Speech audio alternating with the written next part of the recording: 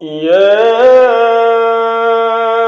أيها الذين آمنوا لا تتخذوا اليهود والنصارى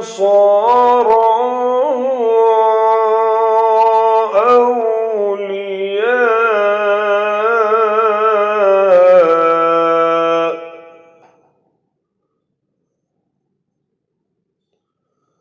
بعضهم أولياء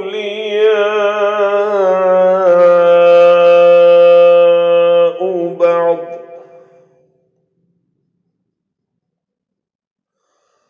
ومن يتولهم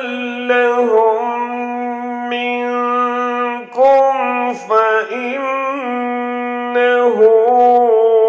منهم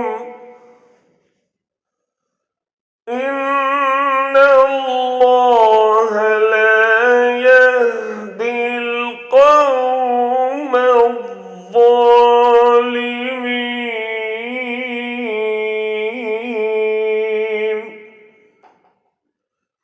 ऐ ईमान वालों, तुम यहूद और नसारा को दोस्त न बनाओ, ये तो आपस में ही एक दूसरे के दोस्त हैं।